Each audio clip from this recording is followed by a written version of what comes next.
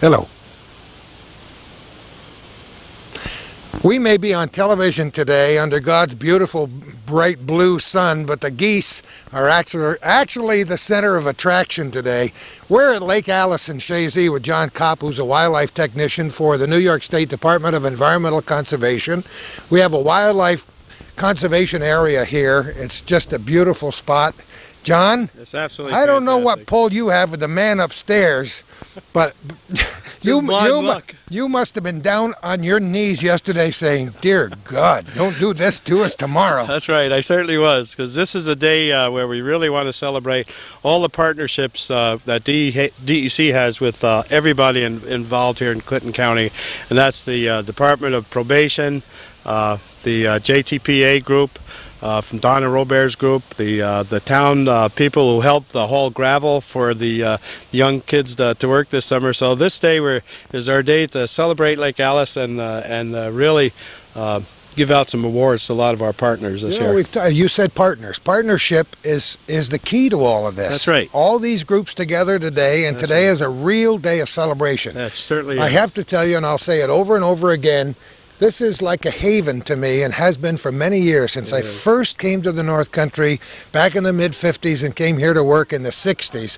I've been coming up to Lake Alice every spring and every fall for all the reasons you know about. Yes. And if any of our viewers haven't been here, I think once they view Lake Alice and this beautiful area through the eyes of our hometown cable camera, they're going to be here to see you, John. Right? That's right, and we really hope that everybody gets up and comes down, especially from this time of year right on up for the next 3 or 4 weeks. The geese will just constantly increase in number. We probably have about 2,000 or 3,000 here now, but eventually there'll be upwards of 6,000 to 10,000 geese will be flying in and out of here every day, and there'll be more and more snow geese.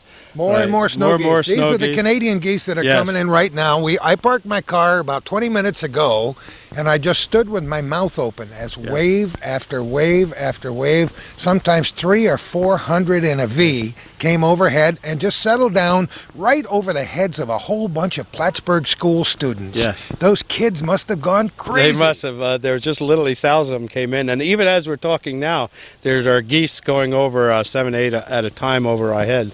So this is going to be really great. Get the message out about Lake Alice. Probably one of Clinton County's best kept secret here. And it's too bad. I've tried over the years to tell people about it, but they just don't want to break away from their Nintendo games and their stand around the big screen TV when they could be out, as I said, under God's beautiful blue sky on a day like today, which is wonderful.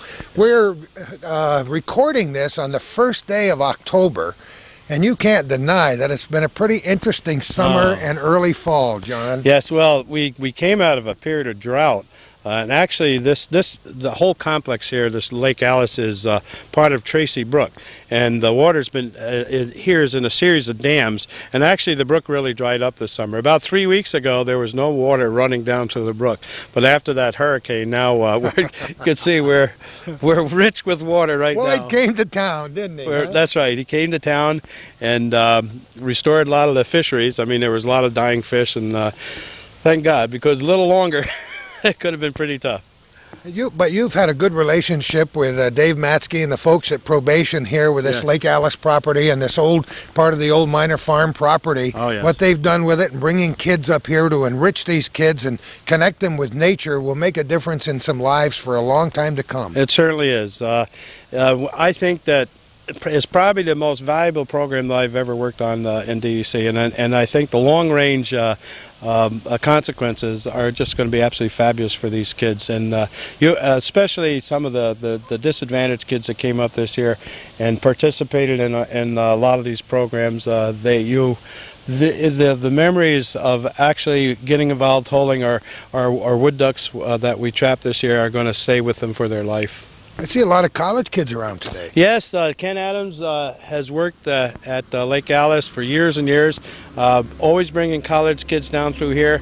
Most of the college kids from Minor and Plattsburgh helped us throughout the banding season, coming in Thursday night to help round up the ducks, and then Friday morning for the banding operation that we hold here every year. And they do interpretive interpretive programs. They do a lot of, there's literature that Ken has sent me. The people who have written literally books on Lake Alice and their experience here over the years. And it's just a wonderful place, and where the students come up and they really bind with the land coming up here. You know, you can talk about nature with people who just haven't been there, but without the experience, it's very hard to read about it in a book. And I'll tell you, the first time my wife and I just took the walk, take the loop around Lake Alice, look at the geese, and stand there and say, my God, this is awesome. Especially at the bridge this time of year, when they're just coming over, flock after flock, right over your head, not more than 30 feet above you, by the thousands. It's just a sight to behold. Well, I know you're very pleased with all of this, and I know you got some an interpretive walk. There are quite a few things going on as this open house lasts for 2 days, John. Yes, and we like to invite people up and stop in. We're going to be here tomorrow till probably about 1 or 2 in the afternoon. We're going to redo our banding demonstration if you have any ducks tomorrow morning at 8:30, and there'll be another interpretive walk about 6:30 tonight. We'll go down to the lake, and if anybody wants to come down, then we'll talk a little bit about Lake Alice and about the geese and some of the other things that are going on here. So we invite everybody to come down. We'll be here today and tomorrow. We appreciate it, John. I know you got to run, but we'll talk to you before we leave today. Okay, thanks a lot. Take it easy. Take care. John Kopp, who is a technician with DEC, as we affectionately call it, the Department of Environmental Conservation. We'll be talking with John some more, with some of the kids who come up here today to watch the banding operations. We'll take a little bit of a nature walk as long as Calvin's legs hold out. No, we'll be hanging in there. I've walked around this place. It just thrills me to be here. It has a rich history in the North Country. You've heard us talk about Alice T. Miner and William H. Miner. Those of you who've been to the Miner Institute in Chazy have no doubt as school children toured the Miner Schoolhouse where William H. Miner went to school. Our little corner has featured programs on Alice T. Miner. Now we have a Women's and Children's Center at CVPH Medical Center named after Alice T. Miner. We have a delicious museum in Chazy named after the miners with a lot of their memorabilia and their historical items. But rich history. We came up here for a news conference some months ago when this marriage began between DEC and the Clinton County Probation Department, and held a news conference. And we had a Clinton County historian here, and she was just terrific. She got in the back at Addie Shields, and she looked out over those fields, and she began to speculate what this land looked like 100, 150 years ago. It was truly amazing. Calvin got me some history of Lake Alice that I'd like to fill you in with, and John gave us some historical sketches, so we will have enough information to keep you interested. But before you begin looking over this beautiful property today, I'd just like to tell you about it. First of all, where is it located? It's located about 1.5 miles southwest of Chazy Village, in a swamp, through whence flows Tracy Brook. John mentioned Tracy Brook as being almost dry this summer. In this vicinity, a man by the name of Nathan Wilson and James Wilson had built sawmills back during the 19th century. In 1907, William H. Miner of Chazy built a bridge across Tracy Brook near the James Wilson house, and about 2 years later began to accumulate the property in the area. He then built a series of 7 dams on the brook. The idea there was, of course, to generate some electricity. The largest of the dams created 100 acres of marsh and open water called by Mr. Miner Lake Alice. Guess who he named it after? You're right, Alice, his wife, Alice Trainer Miner. And in the heyday of Heart's Delight Farm, the miners made Lake Alice a pleasant lake with a pavilion and a motorboat. And let's move ahead now till 1953, when the New York State government bought 650 acres, including the lake, to be managed as a refuge for waterfowl. The Lake Alice Game Management Area was extended in 1962 by the purchase of another 723 acres, and that is what we have today to get into. What a wonderful area it is. You get off exit, to tell you how to get here, and I know many of you would like to, you come north on the Adirondack Northway Route 87. You get off at exit 41, the Shazy exit. It says Minor Institute. You make a left-hand turn at the exit. You'll go up just a very short distance and you will see the Minor Farm and Complex. You make a left-hand turn right at the site of that little old schoolhouse, and you'll be on the Ridge Road. You travel just almost exactly 1 mile on the Ridge Road heading in a southerly direction, and you will see a brick house on the right-hand side. You will see the various facilities saying the DEC Wildlife Management Area. You will see a place where you can pull off the road and park your car and walk the loop, as we call it, around Lake Alice. We're going to be doing several of those things, talking to lots of people and finding out what this open house is all about as we continue here from Lake Alice in Shazy.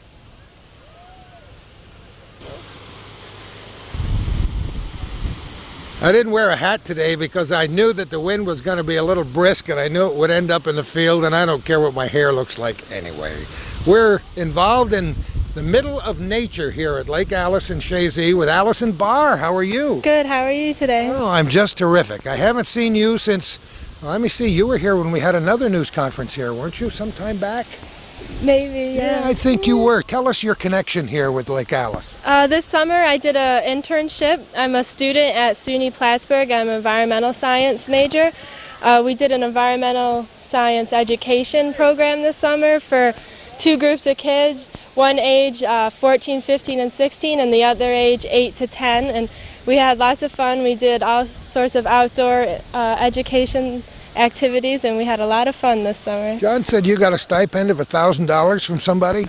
Yes, the William H. Minor Center donated a $1,000 stipend so that I could do this internship this summer. It helped a lot. You spent here almost every day, didn't you? Yes, I was here for a 6-week period, and the older group worked 40 hours a week here, and they got paid, and so I was here supervising and teaching them the entire time. Where are you originally from, Allison? I'm originally from Norwich, New York. That's between Binghamton and Utica. It's a small town. And isn't it amazing how you come to the North Country and discover Lake Alice? Yes, I first discovered it. I went to school at the William H. Minor Center for a class in environmental science, and I discovered it, and I've been coming back ever since. Of course, there's a wonderful partnership between DEC and miners, because this is part of the old miner property, and we've given a little bit of the history on our television program as we started this morning, but it's got to be pleasing for you to be connected here. It is. I'm really glad that I have the opportunity to be a part of all these great organizations. So now we got an open house for a couple of days. This program will be aired after the open house is long over. But what things will you be doing in the next 48 hours? We're going to have an interpretive walk. We're going to take a group of people and tour them around Lake Alice and tell them about some of the wildlife that is here and some of the plant life. And as you may see, there's lots of migratory birds flying in, and we're going to explain how to tell the difference between those birds. We're going to do duck tag. We're going to tag ducks, and we also have a goose display. And so we'll be doing lots of fun activities. But long after these activities are over for the next 2 days, there'll be lots to see through the next several weeks here at Lake Alice, won't there? Yes, there will. The land is public land, and anyone can come whenever they want. There's nice nature trails to walk, and this summer the kids paved most of the trails. So it did? Not paved, sorry, gravel. Laid gravel on most of the trails, so they're really nice and accessible for any person. And it's an easy walk too. If people are wondering that they're not in wonderful shape when they come out here, it's just a nice walk, and you can do it as leisurely as you want to. Yes. And I mean, this is like a religion for me to come to Lake Alice a couple of times every year, but there is no better place, I don't think, on the face of the earth to commune with nature if that's what you want to do. Exactly. This is a beautiful place to get in touch with nature. Have you told anybody back home about Lake Alice? I told some of my friends. when people come up to visit, I try to bring them here because it's one of the nicest places. I do the same, and in my collection of photographs, there must be at least 5,000 of this area. More photographs and videotape of geese flying overhead, but you know, every time I see it, it's like witnessing the birth of a baby. Every fall and every spring, it's just so delicious to me to see this happen up here. Yeah, it's beautiful. It's a really nice place to come see the leaves changing, and it is a migratory stop-off, so it's a great place to come watch the geese. There's some points you'll have so many geese on the lake you can't even hear yourself talk. Yeah, I love it. I love it. And that's the way it was when I parked my car this morning. I was inside helping Juvenile Probation Officer Dave Matsky set up for his programs later today, and that's all I could hear outside. And when 200 geese fly overhead, I don't care if you got the TV on and the sump pump is running, you can still hear them. And isn't that great? It is. It's wonderful. Now, who's going to guide the interpretive tour? Myself and Mr. John Kopp we're going to guide the interpretive tour, and I think that's going to get underway in a few minutes. So you're welcome to join us. You know that we will. Allison, thank you so much for allowing us to put you on the spot. And thanks for being part of our great North Country. Yeah, thank you. I'm not sure if it's because it's historical significance or because one of the college kids threw a frisbee in the water that I'm standing on this on this little path that leads down to the brook. But there is a great deal of history ensconced in every particle of earth and all of these trees in this area. And some of the beautiful trees around this house have been here for a long, long time. Some of them were lost, unfortunately, during the ice storm in '98. But before we begin our interpretive walk with the crew, I want to talk a little bit about William H. Miner, who made his fortune on patents for railroad couplings. Most people are aware of that. They were shark absorbers that prevented damage to produce being shipped by rail car, and that's what he's mostly noted for. But he and his wife were amazing philanthropists in the North Country, and we here know a lot about that as well. William Miner was at one time one of the richest men in America in the early part of the 20th century. He came back to Chazy with his wife Alice in 1903. He was born on the 22nd day of October 1862. He was orphaned at the age of 10 in January of 1873. And as we're speaking, Calvin's going to turn around and look into the sky, because over his right shoulder is a group of about 150 Canadian geese coming to land here. As I said, William H. Miner came back with his wife in 1903 to live on his uncle's farm where he had grown up. He had been raised there by his uncle John Miner and his wife Huldah. And the rest, as they say, is history. Before we finish the course of today, we'll have covered a lot more of the history of the Miners and of this great property at Lake Alice. In just a moment now, I'm going to hold the microphone up and let you listen for a couple of seconds to these beautiful geese, and then we're going to join the interpretive walk.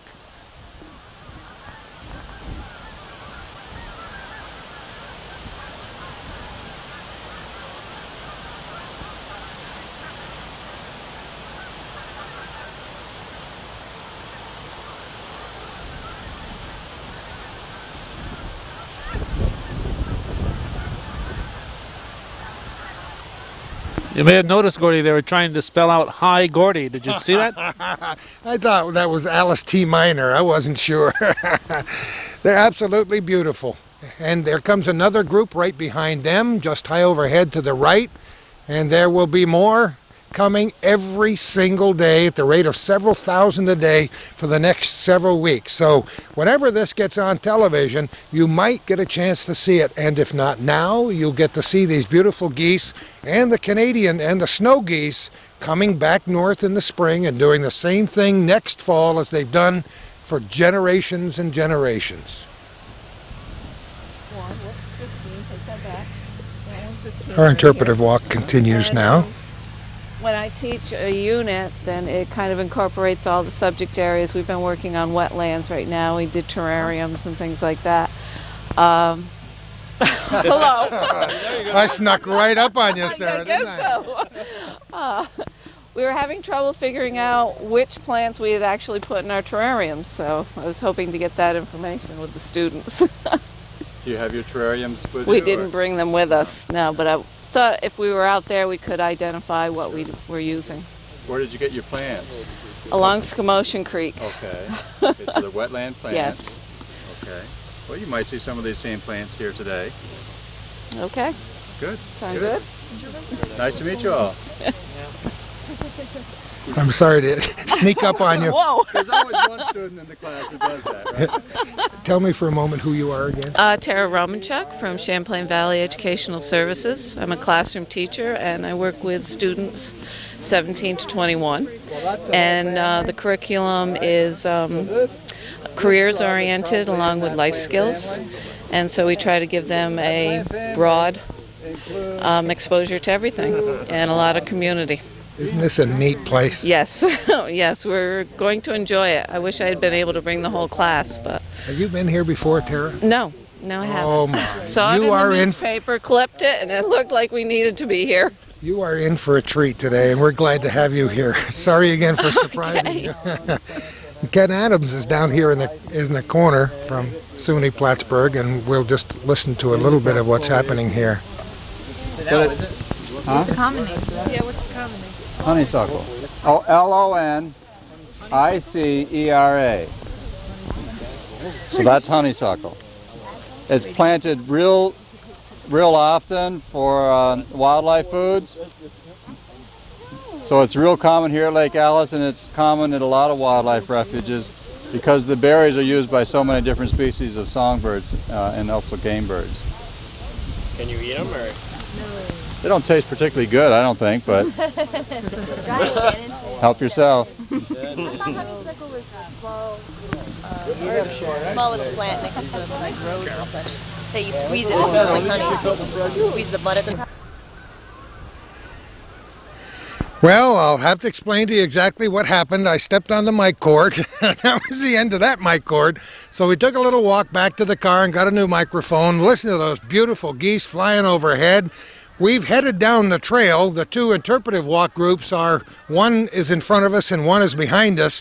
But we decided to stop at this picturesque little bridge and talk to my good friend Dave Matsky, whom I've worked with for almost 2 years at the probation department. David, this is a great day, huh? Hi, Gordy. How are you? Yes, it is. You know, I just love it up here. I've been coming here for years, and I know you fell in love with this place. But it didn't take long for a dream to develop with you, did it? No, not at all. It's something that I've always wanted to do. Tell us a little bit about this thing with the Lake Alice House, this beautiful facility, how this marriage with DEC began. Well, it actually started a little earlier before the DEC.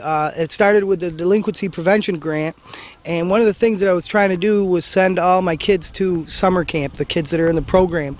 And unfortunately, summer camps are very expensive, and I have a real problem with that. I think that every kid deserves the opportunity to go out in the great outdoors and enjoy it free of cost. So what I did was the first year I teamed up with the John Collins Center, and we did kind of a day camp kind of thing in their parking lot between the kids from the John Collins Center and my children. Then the next year I met John Cobb through the DEC, and we basically made a contract. It took a while for it to come together, but it finally did, where basically we do DEC projects through our community service adult program, and in return we have the house to use for whatever we'd like to. So then we started doing youth services out of the house. The first summer we ran a 3-week day camp, or day program should I say, and it was for 15 kids 9 to 14 years old. That we found was extremely successful. So this year what we did was we actually ran 3 programs. We ran a program for little 8 and 9-year-olds, which was pretty much strictly outdoor education and recreation. You know, the little ones came up and we just basically had a fun time. The middle age group was 11 to 13. They did outdoor recreation. They also did a lot of environmental education, but they also did a lot of group work and personal growth kind of experiences, and really tried to work on behavior management so that they can be more successful in the community. And then the last group that we had was our 14, 15, and 16-year-olds, and that was through the JTPA. And basically they worked here for 7 weeks and were paid to work 35 hours a week. And they did most of the work that you see here. They banned ducks, they They learned a great deal of environmental education. They were tested at the end of the year. It just unlimited the amount of activities that they did. And you notice very early in the interview, David said, "My kids." You really identify with these kids. You get close with them, with their family, all the dimensions of their life, including their schools, their habits at home and in school and out in the road. And it's an awesome connection that you've built up over this last couple of years, isn't it? Yeah, when I say my kids, it's probably not professional, but in a lot of ways. But it works. I said that for a reason. They become your kids. They're like your charges. You know? Right, definitely. What happens is, you do become invested in these families for a couple of reasons. One is that, the one thing that the kids know, and the families that I work with is that, the probation department supports them unconditionally. We work a lot differently from other agencies, in the sense of if you have problems with other agencies, you tend to lose your participation. Whereas with the probation department, the more you act out, the more we become involved with your family. And on that note, because we become so invested, you definitely build very big bonds with the children and the families. I can't tell you how many times that I've helped a mother go get groceries, or I've helped kids clean a headlights, or you basically become a kind of part of their family.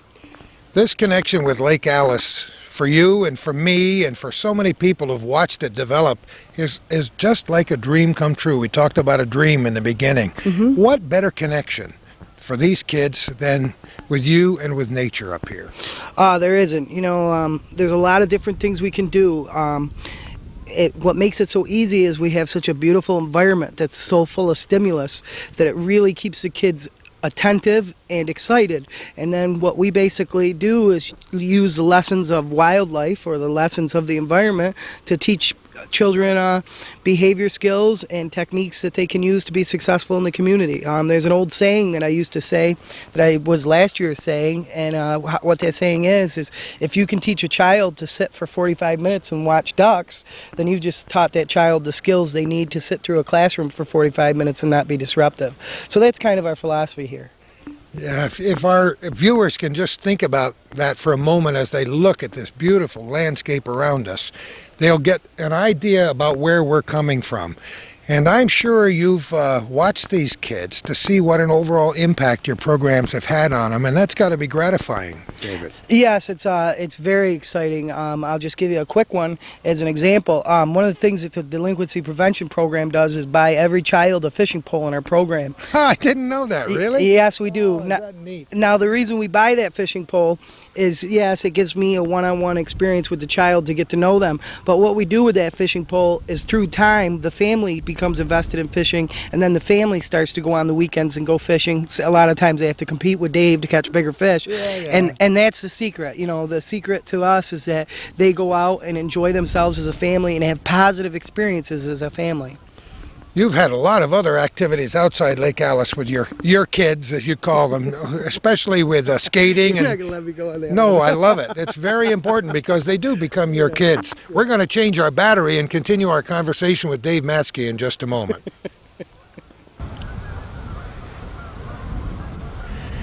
It sounds like a Friday morning coffee clatch over our shoulder as these Canadian geese come down there and just chatter at each other and about anybody who's around. And I love to hear them as they fly overhead, even in the middle of the night.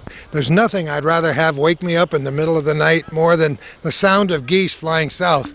A lot of them stop right here at Lake Alice, and I brought David over here at the site of this little bridge, which I've crossed many, many times. What a spot, David. Oh, it's beautiful. You can see the geese right there as they come right in. This is their safe haven. They know that, and they come here by the thousands, actually the hundreds of thousands sometimes. Let's talk a little bit about the genesis of your program and how it's connected with the probation department. You've worked in the Clinton County Probation Department for a couple of years, actually a few months longer than I. I came in early November of 1997. When did you come? I actually came in 96. I've been a probation officer now for almost 3 years, and I actually was a court referral specialist for 6 months, and that's how this all began, was when I was a court referral specialist. Now, I want to mention that Many of the people here today, including some of the youngsters which we've seen, are from various schools. As Allison Barr told us a short time ago, this place is open to the public. Thank God it's open to the public. People can just come here anytime they want to and take a walk, can't they? Yes, they can. This is a state wildlife management area, and children of all ages come. We have little first graders that come for field trips, and a lot of schools use this to bring kids to field trips. We also have college students, a lot of SUNY Plattsburgh students that do projects for both the DEC and just come and enjoy it. And then, basically it's open pretty much to any child or family in Clinton County, or the state for that matter. Now let's connect some of your programs through the probation department with Lake Alice. What do those programs do? Why do you have those juvenile programs at probation? Well, for a couple reasons. One is we use the house as a safe place for children. When we're trying to do work with kids that are through the probation department, a lot of them are victims or have had very tragic things happen to them. So what we offer through the house is a safe, healthy, positive environment. That's not a bunch of desks that are sitting together in an office. That's not a school where sometimes they have problems, but a place that's isolated by itself for them to feel safe and enjoy themselves at. What kind of a relationship do we have with the DEC in terms of that house? Because I know much of your division was literally moved lock, stock, and barrel right up here to Lake Alice, and that pleased you just fine. Yeah. Well, how it works is this. The house and the barns that sit over there on the property are actually DEC property that's not open to the public. And what was happening was their historic buildings that were built by Miner way back for his wife. That's where Lake Alice comes from. That was his wife, Alice Miner, and he built this for her. So what was happening was that the DEC was thinking about tearing them down because they were abandoned, they were vacant, and we couldn't have that here in Clinton County since they're such of historical value. So what we basically did was work out a relationship where we maintain the houses and basically keep up the property, patrol the property to make sure that there's no vandalism, and in return we get to use the property and specifically the buildings to do what we want to do. And then it's really hard to put my finger on just one thing that we do there because we do so many things. It's such a valuable resource. Some quick ones, we do tons of one-on-one activities with kids that are specifically on probation. This is a great place to bring them where we can be in the outdoors and have the freedom we need, yet the support we need in case of an emergency. The summer programs, that's a mix. That's a mix of kids that are on probation, kids that are siblings or family members of people on probation, and just kids that need a break. And that we do, it depends on the specific child. We do some groups that are purely for enjoyment. We do some groups that are behavior management and tend to do personal growth or personal challenge type activities. And then we do some groups that work for Lake Alice. And in the future, we'd like to do further, we'd like to hopefully in the future possibly do some maybe court order community service programs up here through the Clinton County Youth Bureau's Youth Court, through the Probation Department's Family Court Unit with JDPs, and hopefully maybe through the Family Court. But that's all just ideas. We have a long way to go with that.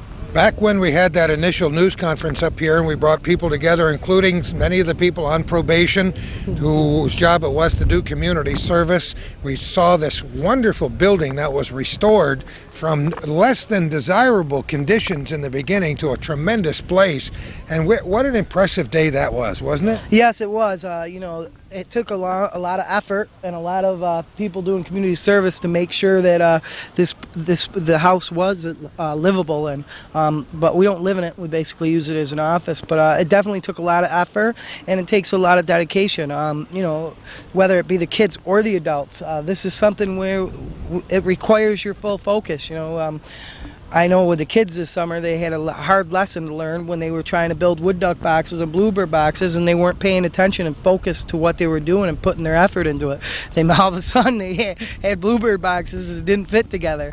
So, I think it's important to say that everybody that works here, whether it be on probation, whether it be through the DEC, whether it be just anyone in the community, because we have a lot of community friends that help us, everybody puts in 100% and really puts the effort we need. Well, your kids not only came out here to learn about nature, but they worked. You told me they drew all that gravel on those beautiful trails we walked down. Right. The JTPA program, the work crew, that's 14, 15, and 16-year-olds, they were paid through the JTPA, the federal program, to work here. And what they did was they spent half the day, they spent more than half the day doing work, which were different tasks for the DEC, including growing a garden. Yeah, nice garden up there. Yeah, actually the garden's pretty funny because the garden actually, picking stones ended up being one of our punishments when you were fooling around. Oh, boy. But so they did a lot of that. They did a lot of personal challenge and group work, you know, because part of being able to be a successful employee is being able to manage within a group and be able to communicate yourself. And then we also did an enormous amount in environmental education, you know, and I got to say that I'm extremely proud of those children. It just blows my mind to think of how well they did at learning different birds, learning different plants, learning different ways of wildlife habitat. I mean, I really, it just amazes me at how dedicated those children were to getting the job done and proud of what they did. And the best part of it is they'll never forget their experience at Lake Alice. Never. I hope not. I have a feeling that they won't. It definitely was exciting. There's no doubt. David, let's talk about your philosophy of the connection between the geese and Lake Alice. It's always been a deep, personal, profound thing for me. What does it mean to you? Well, the geese kind of represent what us here at Lake Alice is, because there's things about geese that kind of represent us. For one is that, I didn't know if you knew this, Gordy, but geese are a creature that mate for life, meaning that it's just a pair. And it's kind of like we are with our children, in the sense of that we're building bonds that are going to last a lifetime. As you mentioned, they'll never forget this. Another thing that is really amazing about geese is that they take care of each other. When they're flying, making their big flights, they use each other to make it. They draft each other, which means they basically ride on each other's air, and they stay together as a group. And that's very important here at Lake Alice. That's one of our biggest themes, is that we are a group and we stay together through thick and thin, and that even if we're having problems, the thing to do is work through them, not get frustrated and destroy the situation, you know. And besides that, you know, the other thing with geese that I think really represents us is that they're dedicated, in the sense that every year they fly north and they fly south. And I think that's kind of like the probation department. You know, every year we're going to be there to support the community, keep the community safe, and make sure that we help youth be successful in the community. You know, people who are viewing this program may wonder, what kind of a marriage do you and I have? I work as I work in the probation department as a victim's advocate, but I work right with the probation officers who deal with the offenders. But it's a marriage that I think was made in heaven, because I've had a wonderful relationship with a lot of the families you deal with. And you've alluded to the fact that many of these kids who have had troubles, and the reason you're connected with them is because they've had troubles, but they've also been tremendous victims. Sometimes their parents and the parents before them were victims as well. So we have to work together, don't we? Yes, we do, Gordy. I'll give Gordy a plug. He's a very good employee. How it works with me and Gordy is just as he said. Many of our families are victims. You know, the children, you know, there's no such thing in this world as a bad child. You know, what has happened, though, is that a child's either in a bad environment or has had a bad situation. And what Gordy does, how you help me out, Gordy, is that I strictly focus with the children, but a lot of times the parents need help too, because they've been victims too. So what's really useful is that Gordy can help the mother or the father advocate and get the services they need, whereas I can work with a child, and together we create a real good family approach that's strength-based. Yeah, I'll tell you, we make some very interesting and sometimes odd alliances in our lifetimes. This is one that I'm grateful for the opportunity to serve with. David, thanks so much for your programs. We're going to talk to you again later at the house and watch you at work with those kids. And then we're going to have a nice news conference this afternoon at 1:30. But while I have the opportunity in front of God and the whole world here, I want to thank you for your tremendous dedication to the kids of Clinton County. I think Clinton County is a better place because you moved here. Thank you, Gordy, and I think you're the same way. You and I are close. Don't we do it, huh, boy? Get out of here before you get me all emotional. I love it. And that's the way it is at Lake Alice on the first day of October 1999. Isn't it beautiful?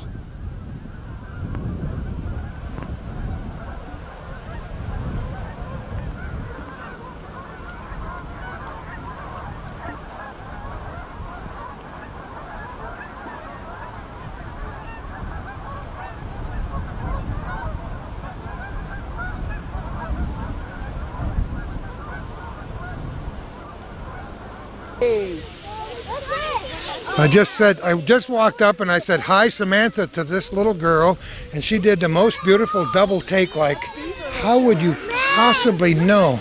I said, "It's written on your shirt." Be gentle. Be gentle. What are we doing? What are we doing here, Allison?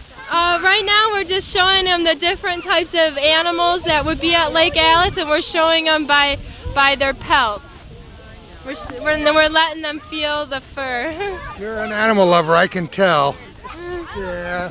David, are we having fun yet? Oh, definitely, definitely. Our Canadian geese personally gave all the little ones a feather to remember, and you know, we have lots of little treasures here at Lake Alice that we'd like to break out and, like I said, show the kids an exciting time. Goose feathers, all collected especially for the occasion. We had a special phrase when I was a young person. When you weren't happy with something, you said horse feathers, but I'm sure that's completely different than goose feathers. We're having a great time today. How are you, Samantha? Good. Are you having fun? Mm-hmm. What did you see on your walk today? Did you see anything special? Did you see those geese? Did you really? Yep. It's a good thing we have pictures because she's nodding her head. Hi, Emily. How are you? What have you got in your hand? I got a caterpillar. I know lots of little girls your size who wouldn't touch a cat. Wait a minute. Caterpillars, and what's that? It's called a... Looks like a grasshopper. A grasshopper or some kind of a cricket? You do. Cameron, what have you got? Besides 2 hands full of grass. Oh, look at this. Little teeny grasshoppers. Is that the first grasshopper you ever held in your hand? Is it? I got a caterpillar. And you got a cat. Wait a minute. What's this? Milkweed in here, right? Yep. Sure, turn that box up a little bit so we can see what's in here. Calvin wants to take a picture of that so everybody can see it. And what kind of a feather do you have? A goose feather, I think. A goose feather. And you've got some beautiful leaves. I got 2. You got 2. Alicia, I love your freckles. And did you have fun today? Yes. Where do you go to school? First grade. I go in first grade. Do you? In West Jay-Z? All of you go to West Jay-Z? Yeah. Olivia, how are you? Good. Oh, you have a nice warm green jacket. And Justin, how are you today? Good. See how good I am with names? And this is Morgan, the redhead. How are you? Good. And Emily with a fleece on. And who are you? Rory. Rory. What a great name. What have you got in your hands, Rory? Oh, you got that one we just talked about. It's great to talk to all of you today. You know what you need? Renee, right? You know what you need? You need 2 teeth in the front, right? I could sing that song. All I want for Christmas is my 2 front teeth. But we'll wait for Christmas. Maybe you'll have some by then. Morgan, how are you? I need my 2 bottom. I see who's on your shirt. I know who that is, you know. Yeah, that's Pooh Bear. I'm on TV. Yes, you are. That's what that does. That's what that man does. He pushes the button and gets everybody on television. What a great day it is up here at Lake Alice. Well, you have now. Tell your mother and father and all your aunts and uncles, and we're going to continue with our program from Lake Alice.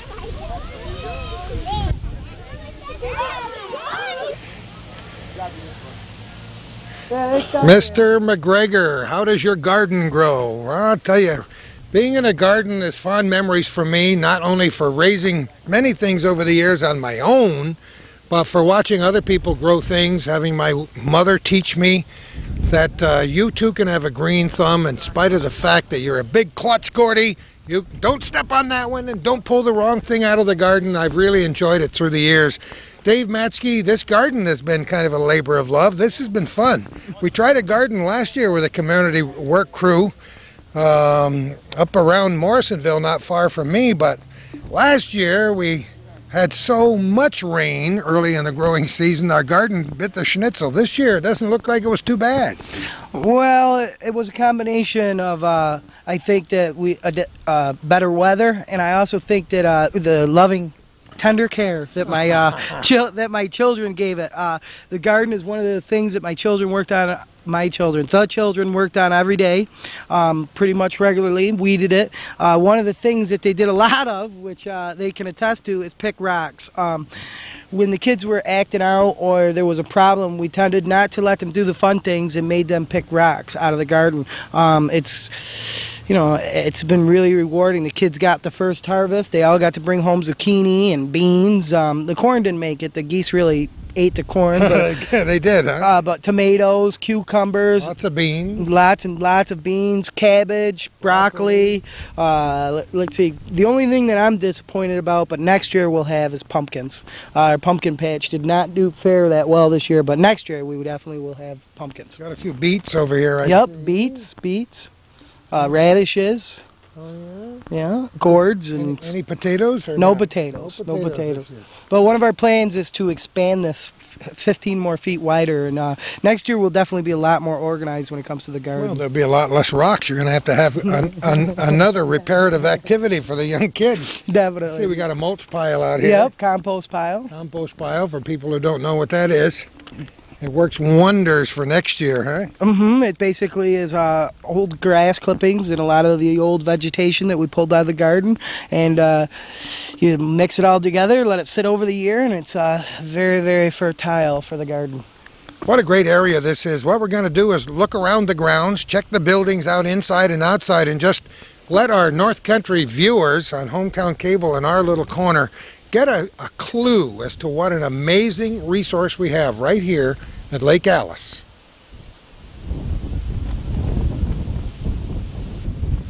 David, you've got signs up all over the place today. What's going on here? Well, I figure this way that because we do so much here and there's so many different meanings to the things that we do, these signs basically will help guide you through and let you understand what we do and how we work on it. This is our first one, and this is, like I was saying, over by the lake, one of the most important things. This is Lake Alice. We strive to offer a safe, healthy, positive environment. Feel free to explore the area. Our house is your house. There was an awful lot of paint up and fix up before this place was habitable. Yeah, this place has all been repainted actually twice. There was no paint practically on the walls. The weather gets pretty harsh up here. So the first thing that the adult work crew did was paint this, because small children, it's illegal for them to paint. So the adult crew had to redo this whole house, and they put quite a bit of time into it. It really turned out beautiful. I couldn't ask for it to come out any better. A lot of the people worked very hard, and thank goodness we have a few very talented people in the probation department who know how to fix things and build things, right? Yes, we do. I have to mention here that Frank Agnew, who is a crew supervisor for the community service program, has put a lot of work into this, and one of the places this looks so nice is because of his efforts. And Bernie came up here a few times too. Yep, right? Bernie's his supervisor, so Bernie Blue. And actually Bernie lived in this house when he was a kid. That was ironic for me. Bernie said, wait a minute, when we first started talking about Lake Alice, I lived in that house. Yes, he did, back when the DEC kept a caretaker here that managed this property, because this is quite a big piece of property. I'll show you inside in a minute. Now he's a probation supervisor, and he's been there as long as Methuselah, or longer. I wouldn't be able to tell you, and I wouldn't want to comment on what time. I don't want to. He's a great guy, and he has a great mind. He loves to build things. Bernie's got a very practical head on his shoulders. So what are you going to show us next, David? Well, since we're right here, I'll show you. We can walk right over here, Gordy, and this is the front of the garage. Now this garage is strictly for the probation use. We'll get to the buildings we share with the DEC, but this is a probation, and this is a garage. Right now we have some handouts from the DEC, and there's a slideshow in there if you wanted to check it out. And basically this garage we just use to keep a couple things, and what's nice for it is if kids are waiting here, like for the work crews, they can open up the door and step inside to stay out of the rain till we get here to open up the house. And they also, a lot of the kids that worked on the work crew kept their fishing poles here, because during their lunch breaks and while they were waiting for their parents to pick them up, they'd fish over on the river. It's great to have a place that's almost ready-made for you. Of course, there was a lot of fix-up, but to have all these buildings, to have the barns to share, beautiful workshop across the road, and such a view. Exactly, such a beautiful view. Now, if you come around this side of the building, this building's actually two areas. We're walking with you, David. Just go slow so I don't pull the cord out by the roots. This is our backyard, and I'd like to point out these two picnic tables right here. Yeah. These two picnic tables, the kids built by hand with only hand saws and hand tools, not a power tool. We're talking heavy duty here. Right, and they are solid picnic tables. Yes, great. they are. Now, if you walk in here, this will show you just the tools. This is all that they had to do every project they did. This is the tools that they used. Inside, wait a minute, I hope the color and the light will adjust as we come in here. We look around, what do we have here? Describe what we have in this room, David. Okay, these are all tools that the kids can use. You know, the one problem with working with the younger kids, especially kids under 16, is because of New York State labor laws, there's not a lot of things that they can use. They can't use power tools and they can't do a variety of other things.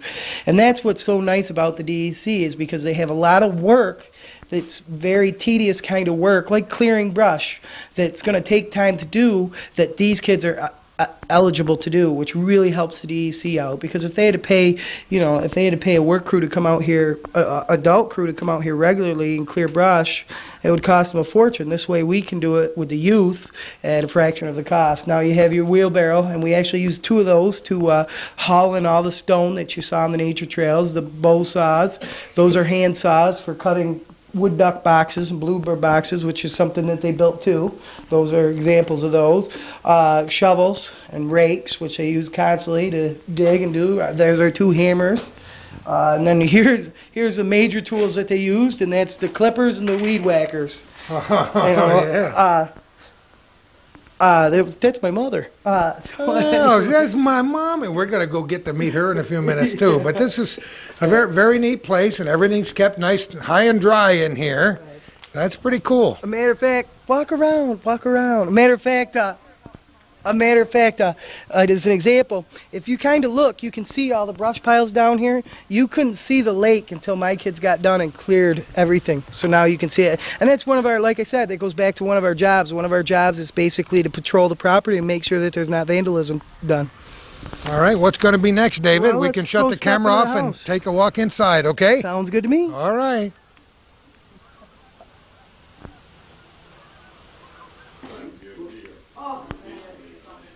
Where's Waldo? I don't know where Waldo is. I know where David is, and always in these inane maps you have in shopping centers and museums, there's a little X that says you are here. We do the dot, Gordy. I have a patent phrase that I use every time I look at that X on a sign, but we can't use it on this family program today. But never mind, you are here. This is a map of the Lake Alice area, the management area, and it's kind of amazing. It shows precise, look at that little tiny picture of David right there. Yeah. All right, so we're starting right here. What room are we in? We're inside the house. This is the first room, which I call the fireplace room or the learning room. This is a room where we hold a lot of our groups. The reason I wanted you to show you this is because this is a map which shows you the property. The property is quite huge. It falls within Chazy, West Chazy, and Beekmantown. The whole property is split in half by 2 school districts. But what I really wanted to show you here is the rules and what we do, what we do up here at Lake Alice. The first thing is we don't believe in. All right, we got to fix the grammar. There are only 3 rules. No, never mind. Man, I'm in trouble. That's the second one somebody's pointed out to me. But there are a few rules, and they don't include a college education. So never mind the is. The only 3 rules in Lake Alice is to listen to staff at all times, which is very important. Participation is mandatory. You know, we're here to have fun, and a lot of these kids like to, you know, self-destruct or wreck the situation, and that's not allowed. And third is that you have to respect and care for wildlife at all times. Everything else is defined by the kids. That's one example is with our work crew. These are the work values they created. Because like I said, we don't believe here in controlling children as much as containing children. And this really gives children the control that they need over the situation so that they can start to develop themselves, and it lets them talk about what they think is positive. The other thing about rules is that rules are a negative word in the sense of they come off as something negative, and we don't like negativity here at Lake Alice. It's only positive type of things. So we, instead of rules, say values. And you know, again, I want to mention the fact that some of the youngsters that come here and David has worked with for the last 3 years have come from some really hairy situations. You can only imagine where you are in your smug little living room as you're watching this on television, what a terrible life some of these young people have had. And so these are the first values many of them have ever been exposed to. David, doesn't it feel like an awesome responsibility to be that kind of a role model? Oh, Gordy, you put me on the spot. You learn everything you know from your sister Jamie over there. I know, right? No, it is a very awesome power, and you have to respect it at all times. I mean, I think that the children depend on that. They need to know that when they're in trouble, that someone's going to come and help them, because after all, you can't change your life unless you're given hope. And that's the main thing, one of the main things that I do. But like I said, the trade-off is that, these kids look up to me, and so it's important that I have a very healthy lifestyle and am a good role model. He has to tell the truth. Jamie doesn't know that I can hear what she's saying while I'm interviewing you. All my years in the radio business gave me very big ears. And she was really getting on you for using that word power. You're not supposed to use that word power. Well, no, it is an awesome responsibility to have that responsibility to be a role model for kids and to teach them things that they may not get anywhere else. They try it in schools. They try it in their various other organizations that might have contact with those kids.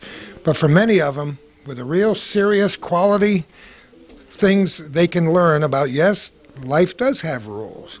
But get out there and do something that makes you feel good that's not against the law, right? Exactly. Like I said, it goes back to, life doesn't really, I don't think necessarily have rules. Life has values, and it's important that you go after what you value.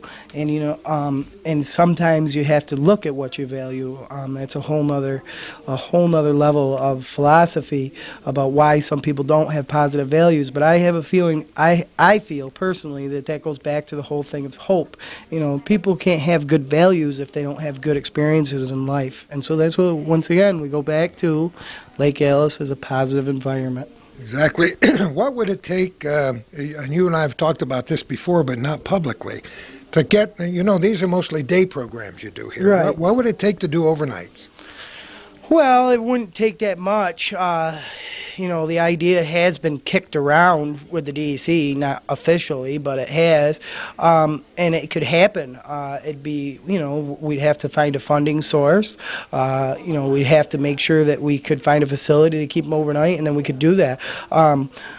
I'm very familiar with other camps in the state that do that, where a child can go stay from Sunday night till Friday afternoon for $1. And and that camp I'm specifically thinking about, well, my family's involved with it back in Madison County, but, I think it's a personally... great camp from what I understand. Right. And I will say this to you. I will say that every one of my children, because of my connections with my family, every one of my children, once again I'm saying that. I love it, David. Don't ever stop. But every child on my caseload does go to that camp for a week. We truck them down there, and they all go for a week. Because I think that's another important part of this place. I think everybody needs a vacation, regardless of who you are or where you are or what you're doing.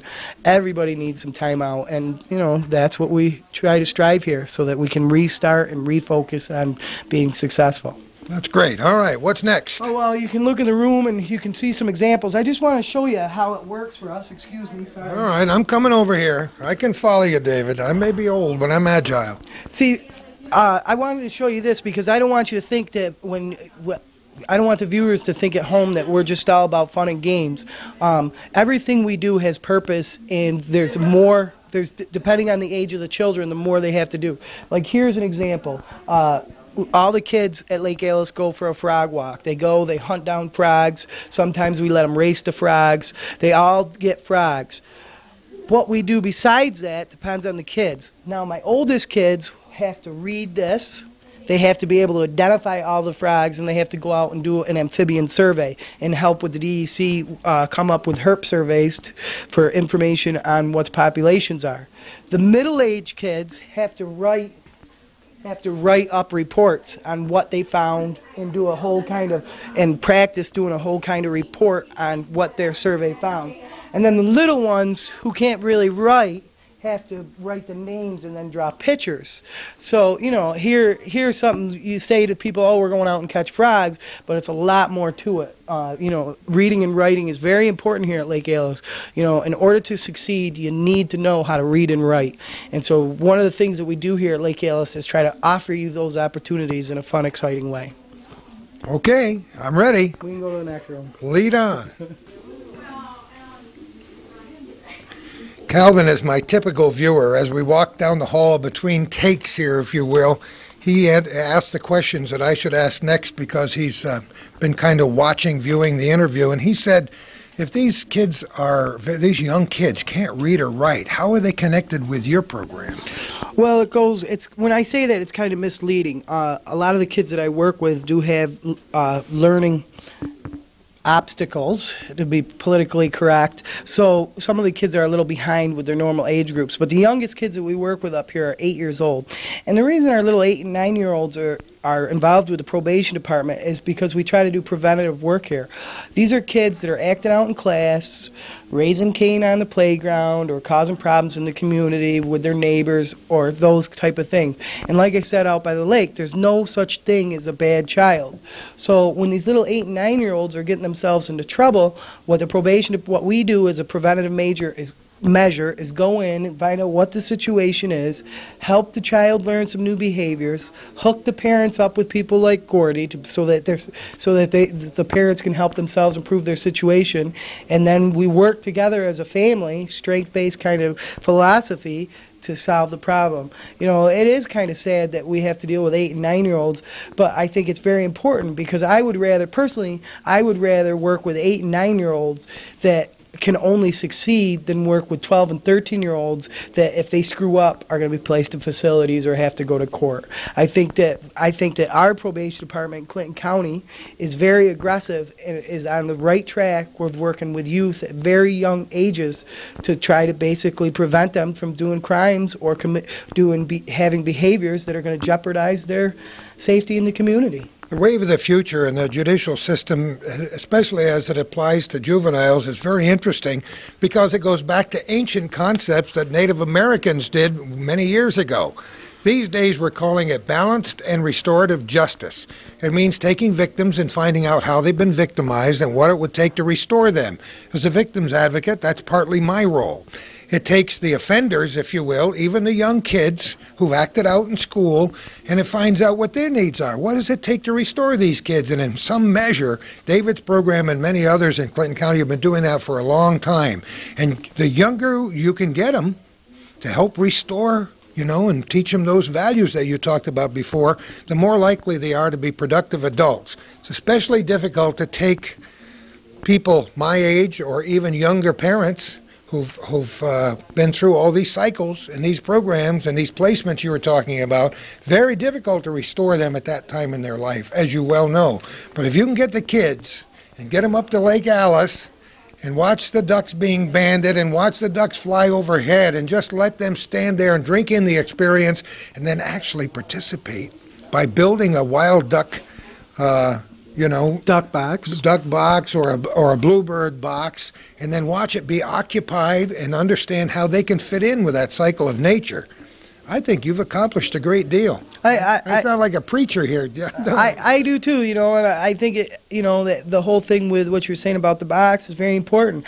What's happened, I think, to a lot of the families that I work with and a lot of the children I work with is that they feel they've lost control, that their life, they no matter what they do, their life's going to turn out bad.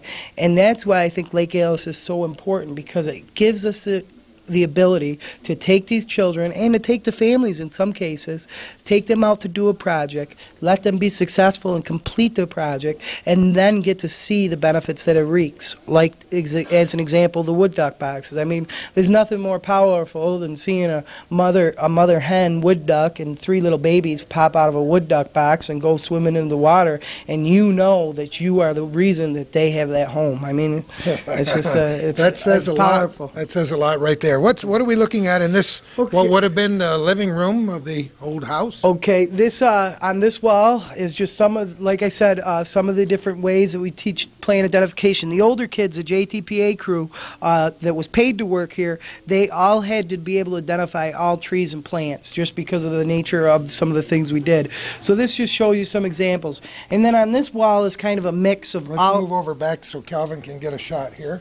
is an example, is a mix of all kids, all ages, with some of the drawings. One of the things that I have a lot of the kids do here, and not only here, but with whatever I do with the probation department, is draw, because artwork is very important. It's a way for us to practice our self-expression, and it's also a way... Right here, I'm getting water dumped on my head by Jen. Right. I love it. Right. Isn't that beautiful? Right, right. And it really gives kids the ability to tell you what's going on when they can't tell you with words. I can't tell you how many times that children have told me about something going on in their lives by drawing me a picture of it because they couldn't speak. Oh, rock! Look at this rock bass down here. Is that a classic photo picture? Yes. Like every rock bass I ever knew. Yeah, yeah. Oh, these are great. Right. These are just wonderful. And they're just, and I have tons of these. I have boxes upstairs because I can't ever throw the kids' work out. I mean, they put a lot of time. They put a lot of time into it, and there's nothing. When I'm having a bad day, there's nothing better than reaching through the box and pulling out the pictures that they drew. A lot of programs, and I wish this interview today would be seen by a lot of people outside the Clinton, Essex, Franklin, Tri-County region, because a lot of people would love to have a facility like this and would love to have that relationship you've made with John and the DEC for their program. There's some magic going on here. Well, what I can say to do is I know that the DEC is more than willing to support other agencies and help them with what they want to do. The first thing that people have to do is contact their local DEC office and basically see what's out there. The DEC has, one of the things that's great about having a relationship with the DEC is they have unlimited amounts of resources in the sense of handouts and those type of things to help you. If we wanted to do something on wood ducks, they could give me 5 different flyers on a wood duck. They can tell me where to go, they can tell me what to do, and they love volunteers too. I mean, there's so much to be done. I mean, one thing that I laugh about this summer, to tell you the truth, that the DEC loves is right now New York State's being invaded by the, let me see, it's right here on the wall, if you look, by the purple loosestrife. And that's and the DEC loves for people to go out and pull that out by the roots, because it's a plant that's invading New York State, isn't native to this property, and it's basically lack of better terms, it's muscling out the cattails. And so the DEC, that's just one small example of where an agency could start doing community service by the DEC, is contact the DEC and then organize a purple loosestrife pulling party. Oh, what a great idea. All right, what's next, David? Let's go step right into here. All right, I'm following you. I like this sunroom. Everybody should have a porch on their house. There's a special sound I notice when we stand out here. There's a lot of glass around this. Jamie likes the pelts. Right, that's a bobcat she was rubbing. Okay, Jamie. I'll remember that. Now, the lesson on the wall is one example. Not only do the children need to know all the plants and trees here, but they also need to know all the animals. And so those are different mammal pelts of different wildlife that live here at Lake Alice. Also on the table are a lot of pictures of the kids doing different things at Lake Alice. Well, let's look at a few of them here. Yeah, life is a collection of memories. Right. And what better way to capture those memories and to refresh your memory later than to look at a photograph? Well, we crossed the street and didn't get hit by any flying ducks or traffic on the way, and we're inside a barn across the street, and this is part of the property and part of the educational process. We're with John again. John, what have we got here? This is one of New York State's great goose display, and basically this tells the story of Canada geese in a nutshell right here. And I wasn't quite sure what this display when I first was able to get it. I didn't even know that we had it. It was actually down in Region 4, so we brought it all the way up from Syracuse just to have it here at the field day today. But basically, a lot of people don't realize that there really, prior to 1960, there were no nesting geese in New York State. So that's kind of an interesting thing. We have so many Canada geese now that, people always assume that they're always here. But most of the geese that flew through New York State before 1960 were migrating geese from Canada. Now, okay, so now we have all these geese, okay, throughout New York State, and years ago they found that if they were to take if they were to take a Canada goose and her young and have that goose raise that animal in a particular locality, those geese would come back. So early in the 50s and the 60s, throughout New York State. On one place I can think of is Tupper Lake, and where they actually started with about a handful of geese, 6 or 7 geese, and now these geese have expanded and actually mushrooms to the unbelievable numbers. I think it says on there is now 48,000 nesting pairs of Canada geese in New York State. So from actually having just about nothing in 1960 to 48,000 pairs.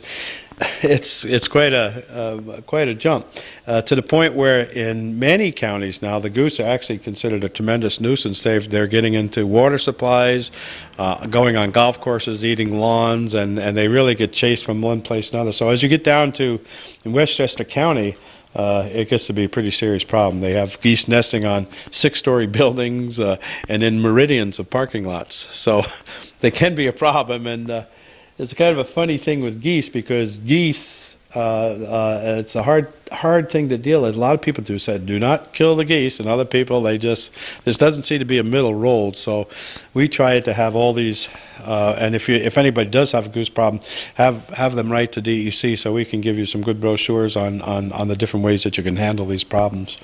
They're beautiful, and we love to look at them here today, but I can understand where you're coming from because I like to camp up along the St. Lawrence. And some of the beautiful camping areas there, you have to be careful not to go out in the morning with your bare feet. Yes, that's right. For all the reasons that our viewers can imagine. Yes, that's right. And a lot of them hang around there, around the Messina area and all of those trailer parks. That's right. And camping areas around the St. Lawrence Seaway. They found a home there, and they don't like to go. So as a result of this, we have 2 split goose seasons, which is kind of interesting thing now, because the migrating geese, okay, that have normally come down over the past 50, 60 years from Canada are really in trouble. They're losing habitat to snow geese up there. So the department and the federal government has split the goose season.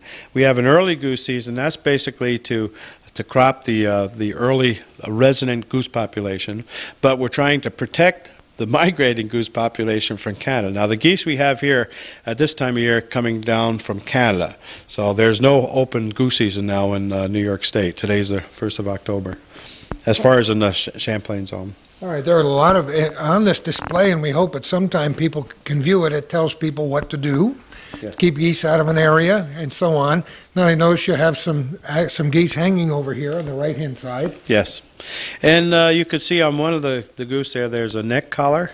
Yep. And that's kind of an alternative to as we've seen our goose population increasing on a local level and decreasing our migratory birds. Okay, there's been a need to do some research and find out where these birds are nesting, where they're going, and they've come up with this net collar that you can see in that goose, where before we would band the geese, and we still use the banding, but now with a net collar like that, you can actually, with a good pair of binoculars, you can read the band numbers, and with those numbers on that collar, you'll be able to tell exactly when that goose was banded, where it was, and where it is today. So we can track them much better now.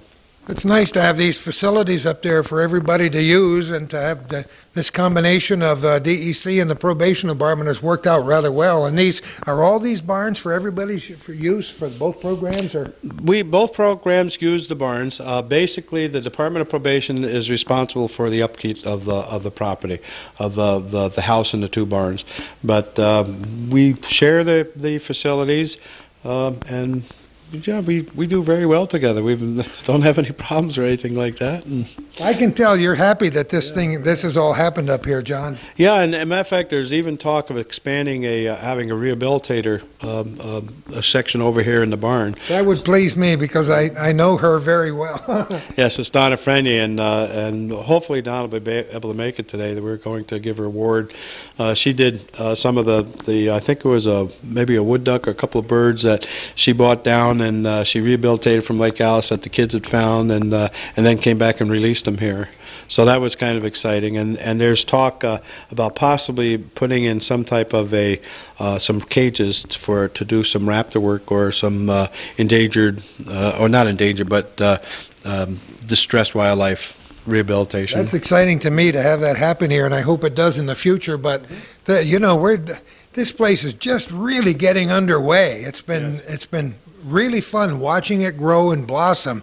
Who knows what it's going to be like a year from now or 2 years from now, right, John? Hopefully this January we get some more people together and we can just strengthen our partnerships, and hopefully we can find some new partners. And sometimes by finding new partners, you find new resources, and you can help to accomplish all the great goals that you're trying to do even better. Well, talk about a partnership. We've been talking with John here today, and he's been giving us some wonderful ideas about future programs for our little corner. What were you telling me about Ausable? Well, the Lake Ausable Marsh and is another wildlife management area we have, and then we have the whole Ausable River corridor, and that's head up by Janice Swentuski. So you watch for this summer. We're going to be putting together a nice program during the period that the Lake Champlain group is going to celebrate the lake. So watch for that, and we're going to have a lot of good activities there. Yeah, good. We got a little previews here starting today. John, Calvin's got to go do some other things. We're going to come back and get our cameras rolling in time for the news conference at 1 o'clock. I want to thank you for everything you've done up till now and for being with us and inviting us here today. Well, thank you very much. Appreciate it. Thanks, Calvin. Hey, before they sing, why don't you introduce the students, Dave? Okay. These are SUNY Plattsburgh students sitting over here on the wall, and unfortunately for them, they're the only youth here, technically. So they have to start off our traditional Lake Alice meeting with one of the songs we use at Lake Alice. So, can we all sing, please? All right. God, they don't know me well. Come on, Mark. Get up. We're waiting. Ready? 1, 2, 3. I'm a beaver, you're a beaver, we are beavers all. And when we get together, we do the beaver call. Na na na na na na na na na na na na na na na na. Thank you very much. Let's hear it for them.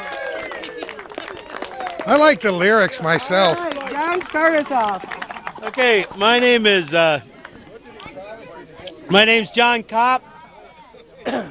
I'm a senior wildlife technician for Department of Environmental Conservation, and this is Lake Alice Wildlife Management Area.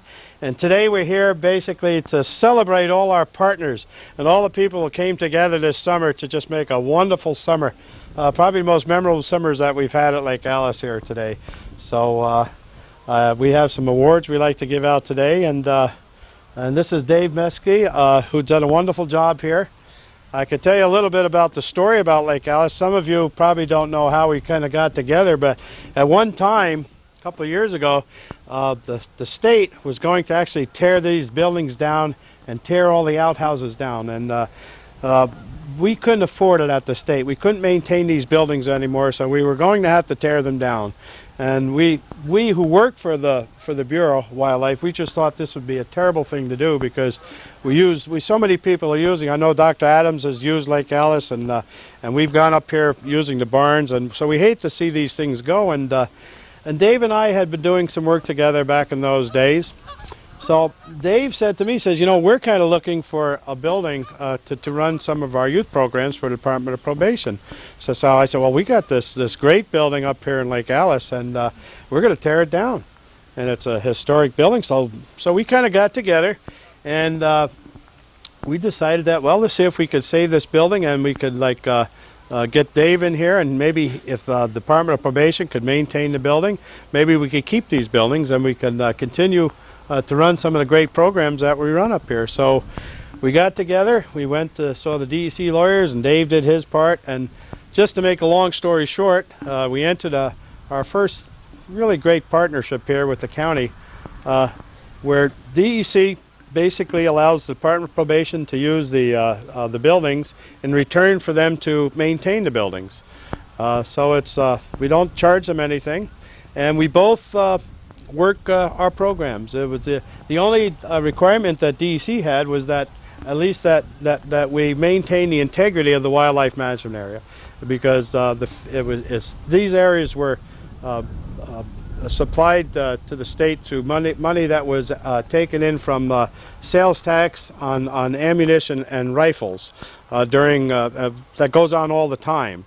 So part of the obligation of having these areas, and the reason what we do these things for, is to manage wildlife. So we couldn't do anything that would be inconsistent, okay, with that type of use. But what Dave's doing with his programs just fits right in. So we made a great partnership, and we've expanded the partnership this year to many other people. And today we're going to recognize some of those people and let you know what they've done and how they contributed to this great program.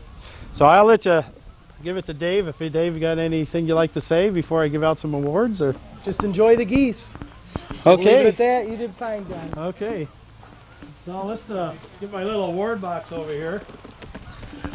We did. I'm going to mention a couple of people that can't be here today that we gave. One was Dennis Rasco, who's the vice principal of the Beekman Town School. And Dennis worked, why can you tell? Right, I was going to say something. Dennis Roscoe is vice principal for Beekman Town School, and he was basically our work crew supervisor that supervised all our 14, 15, and 16-year-olds with work. And I got to say to you that if it wasn't for Dennis, there's two people that I'm going to talk about today that if it wasn't for them, we wouldn't have pulled this off. And Dennis is one of those people. Dennis had an extreme rapport with the children. He was the workhorse of our three team. Whereas I tended to kind of understand the children and negotiate things, there was no negotiating with Dennis. It was this way or no way, which we needed, or we wouldn't have got the work done. It was an honor to work with Dennis, and he means a lot to me and Lake Alice, and I just wish he was here so that he knew. Yeah, Dennis did a lot of great things. Dennis was, they redid the trails out here. He did a lot of the brush cutting, okay, that had to be done. It had been done for a couple of years. They maintained trails. They worked on wood duck boxes. They built those picnic tables. They did tremendous amount of work here this year. And then another person that we honored too was Frank Agnew, who is the Department of Probation crew chief. And Frank has done a wonderful job. He maintains the building. He makes sure the buildings are painted. He comes up here. He mows the lawn. He put in the garden over here that Dave can talk about a little bit today. Frank, we gave him his award last night. He was here working, but he had to be somewhere else today. But we really appreciate all the work that Frank did. And just before we get into awards, I'll just cover one more thing. About 3 weeks ago, we had the Bureau of Wildlife is funded through what they call the Conservation Fund. And the Conservation Fund is about a $25 million fund, okay, that's funded by the sale of sportsman's license, hunting and fishing licenses. And about 3 weeks ago, we had the 11-member board from the Conservation Fund Advisory people up here to Lake Alice. Our region gave these directors, these New York State directors, a tour of throughout all the different places in Region 5, and they were most impressed with Lake Alice more than any other place that they had gone. They thought that this is probably the most important thing that they could be spending their money. They just absolutely loved this program. They loved it so much they actually sent up a film crew from DEC. Okay, there's going to be a half-hour special, probably somewhere down the road, maybe sometime in January, February. The film crew from DEC was here all day last night in the duck banding program, interviewed Dennis and myself and everybody who's involved with the program, and Allison, and they just think it's wonderful. So watch for that somewhere down the road. And of course, we have Gordy here today too, and Gordy's going to do Hometown Cable, and Gordy's been interviewing everybody, so we're going to have a lot of great coverage. So watch for that. Net. Will that be pretty soon, or is that? Probably within a very few weeks, you'll see it on the various cable systems. On that cable system, because I think you're going to be very impressed when you see all the different partners and all the things that's going on out here. It's a very worthwhile program, all the things we're doing. So stay tuned for that. And I just wanted to point out, I was laughing when he was talking about how the Board of Conservation was up here. What made that so special and impressed them so much is the kids that were here, the 14, 15, and 16-year-olds. I just got a chuckle because what happened that day was I had a crisis and wasn't here, so they were here with Dennis and Allison. And it was just so funny because when I got up here, they were like, Dave, don't worry, we took care of it. What they did was they went and they got themselves logs and just kept walking by the board like they were, and they go over. It was very enjoyable to watch them really come to the moment. Okay, Dave, let's reach in our box and I guess we can start to give out some awards. Okay. Okay, here, Dave, why don't you do this one here? Donna Robert. This is Donna Robert, and one of the agencies that helped us this year is the That's good. JTPA program, and that's Job Training Placement. No, Job Training Partnership Act. And okay, everybody, why'd you give me this one? I have trouble with those initials. Basically, what Donna did was Donna is the person who basically allowed us to have the funding so that we could hire 14 children we started out with, 14, 15, and 16, and then her agency basically took care, maintained that program, also supplied us with Dennis Roscoe, paid his salary for the summer, and gave us the kids to pull off this program. Donna and the JTPA were extremely important to this. It was excellent. I couldn't say anything bad about the program, and I just hope that we can keep it going in the future. Donna, would you like to thank you? Thank you very much. Would you like to say anything, Donna? No, that's fine. Thank you. Donna, I was hoping you'd say a few words. If you have any questions, see Donna. Okay, I have another award to Donna Frenier. I don't know if Donna's here. No, she's not. Okay, but why don't you tell a little bit what Donna Frenier is a wildlife rehabilitator for the state of New York. Okay, and you can tell what Donna did. Donna does a couple things for me. The first thing that Donna does is, like John said, Donna is a wildlife rehabilitator. And one of the things she does is when kids come up here for the first group, Donna brings up a lot of wounded animals. She has non-releasable birds of prey, raptors, like owls and a falcon of some kind, I forgot the name, some kind of hawk. And she brings them up and she shows the kids these birds. Because like John said, the biggest priority here is that this is a wildlife management area and the integrity of the animals must always be respected. So the kids the first day learn that you can't mess with the wildlife because you could hurt them and it could be detrimental to their survival. So she does that. She does environmental awareness programs for me, but she's also working on me with another project. One of the things we want to do in the future is the big barn over there. We want to redo that barn and make that into what's called a wildlife rehabilitation center. So that down the road, when our kids' programs are more stable and the SUNY Plattsburgh youth have become really involved, we will be able to have a rehabilitation center over here for animals. And one of the animals that they want us to have set up for, which I can't believe, is they need a place in northern New York for the bald eagle. I don't know if you know that, but in New York State, the bald eagle is quickly coming back and recovering from near extinction. And what's happened is now they need a place when they find these bald eagles that are wounded, or they find, what do you call them, chicks? What would you call a baby eagle? Well, you can call it a baby eaglet. Yeah. A baby eaglet, you know, they need a place to take them so that they can be raised and then released back into the wild.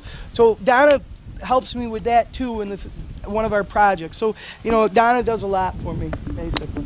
Okay. And Donna can't be here. Okay, and here's Jim Sessoms. Jim Sessoms, I'm surprised he's not here. He's out of the town of Chazy. I met Jim kind of like I met John through the community service program when I did that for probation. And what Jim basically runs the highway department over there, and so whenever I need a favor, Jim's the one I go ask. And what he did for me this year was, after the ice storm, this property got leveled. We had a pile probably 10 feet tall, 50 feet long of brush. So what he did was he brought in his dump trucks, and then the JTPA kids cut it all up, got it on the trucks, and then they hauled it away for us. We couldn't have done that without him. So this was for him, but I'm not sure where he is. Jim, thanks. Okay, we'll get it to Jim. Unfortunately, we had to do this on a working day, so a lot of guys are out there, making a living today. Okay, there's another one in there. Okay, this one will go to the William H. Minor Agricultural Research Institute, and we have and then to Mr. Everett D. Thomas is the president, right? No, vice president. Vice president. I want to be president. Vice president. What William Minor did for us, they actually did a couple things. One of the things that they did is that the garden over here, they're the people that cut the garden up and plowed it for us. I went over there one day. It's actually a funny story. I went over there one day, parked my truck right in front of their barn, at which point my truck broke down. So it was there for 12 hours, right in the middle of the barn. But while I was there trying to get my truck started, I hit them up to plow this field over here for a garden, in which they've done. The other thing that they've done for us is that they were the one who sponsored Allison Barr's internship, and you'll meet Allison in a minute. And so that was a $1,000 stipend, I think, for Allison.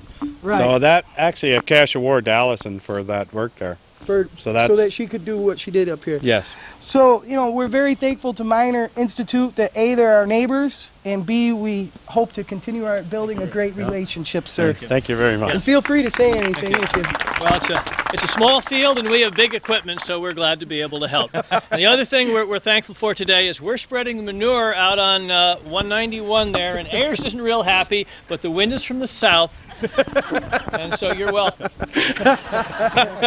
Thank you very much. Okay, and all right, that's goes with. Okay, with Donna.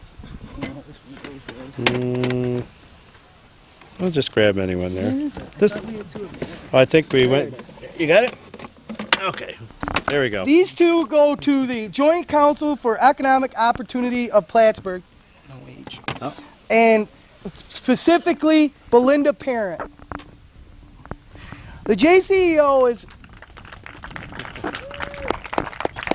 The JCEO is another.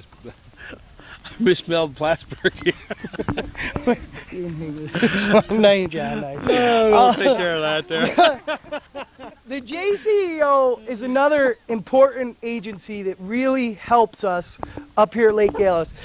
Originally, why we started Lake Alice is this.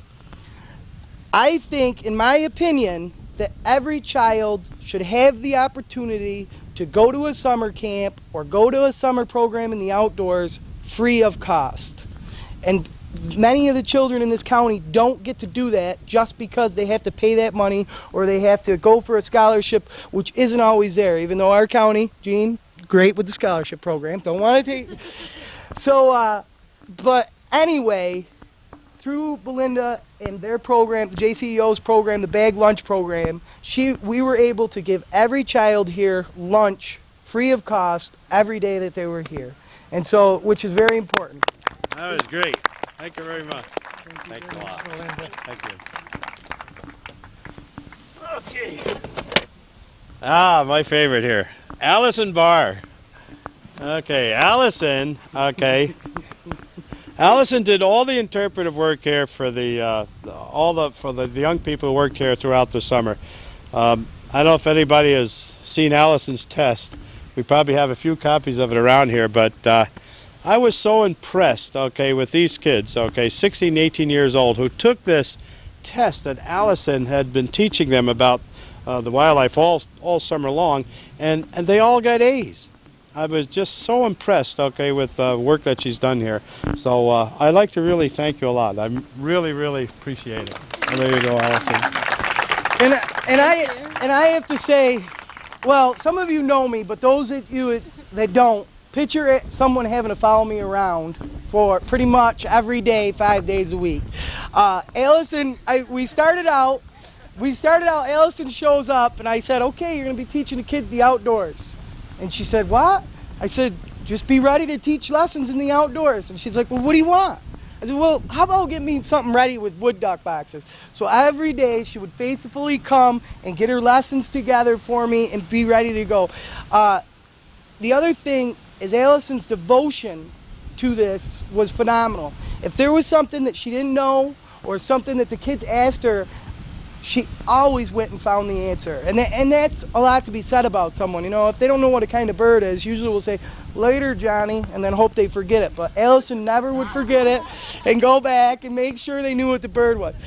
And last but not least, I was just talking about this, putting her on the spot. Allison has a real natural ability with the children. It was very exciting to watch her work with these kids, because a lot of these kids, you know, they got themselves into trouble, and Allison was more of the Mother Teresa of our group. They knew that. A matter of fact, I'll share one little story with you. The last day of the older kids, 3 of my younger kids were raising Cain in town, so I had to go pick them up.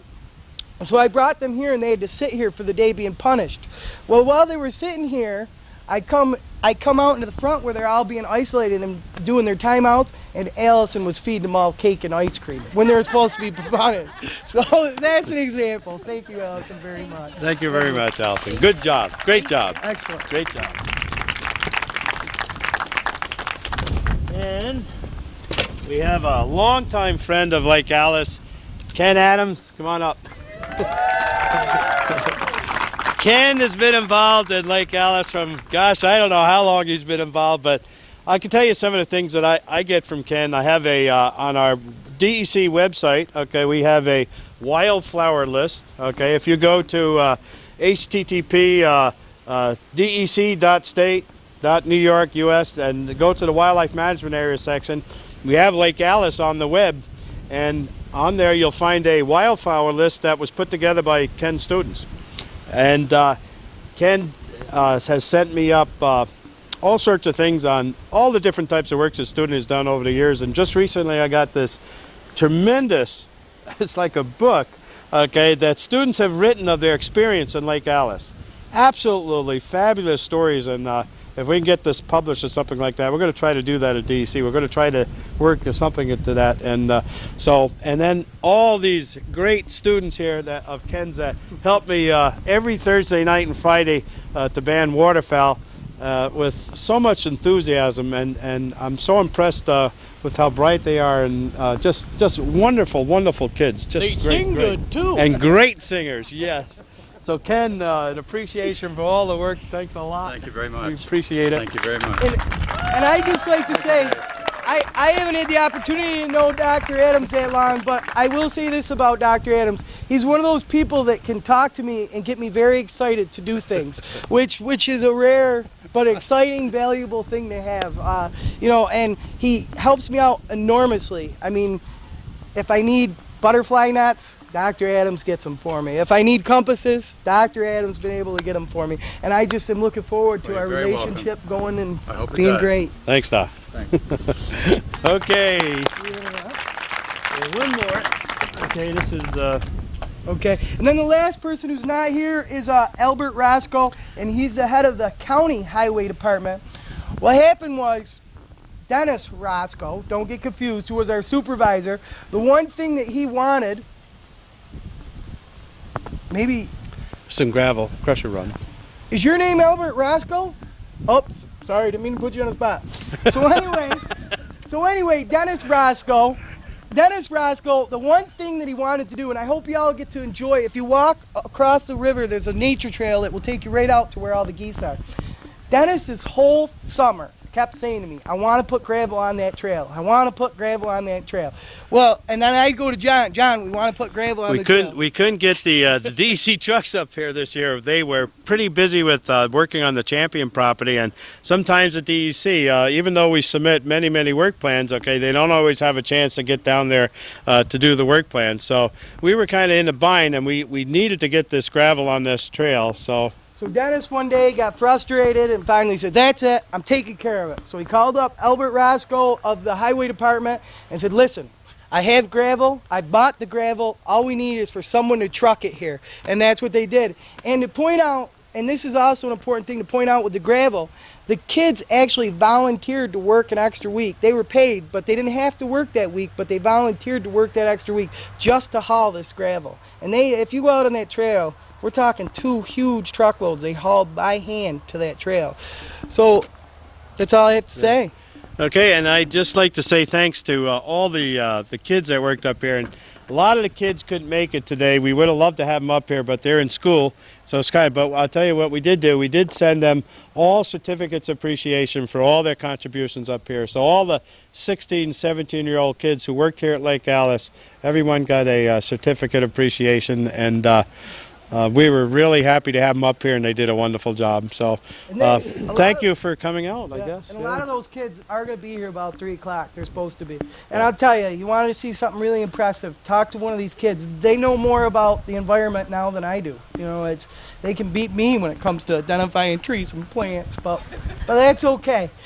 So enjoy yourselves. There's cookies, homemade cookies. Yes, a lot of brochures and brochures. Walk around. Yeah. Definitely make sure you walk out to the lake to look at the geese, because Keep there's thinking probably this is a 10,000 loudspeaker. out there right now. And enjoy your day. yes. We got a goose display down at the barn too. There's a wild goose display in the barn down below there, and don't forget to go in some of these outbuildings too. The probates, right? We use Ken Adams, thanks so much for being with us here today. Did you have a good walk earlier? Oh, we had a wonderful walk earlier in the day. We had some people that were walking really fast, and besides, we stepped on our microphone cord, so we couldn't keep up with you. We broke it. Well, the students walked pretty slow with me. What does this mean to you, this combination, this nice partnership up here? Oh, this is a wonderful partnership between SUNY Plattsburgh and Minor Institute and the Clinton County Department of Probation and the DEC. It takes all these agencies and all these groups to pull together and work for a common objective. And last summer's program with the young people involved with the Department of Corrections to come here and make connections with something positive in their lives, to make connections then with the plants and the animals and all the wildlife here at Lake Alice.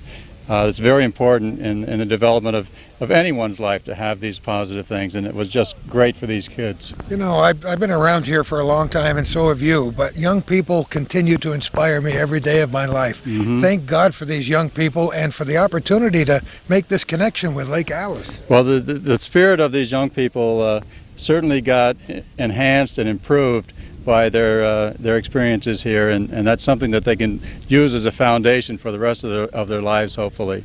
And Allison Barr was very important in doing that and serving as a role model, getting the kids to think about the advantages of school, the advantages of education, being in the outdoors, respect for the environment, respect for themselves, learning respect for their families and wildlife. The whole thing came together. It was just great. Ken, can you remember the first time you ever came to Lake Alice? Yes, I can. I can remember it was in the fall of 1974 was the first time I came here. I guess I beat you by a few years, but I've come back here so many times since then.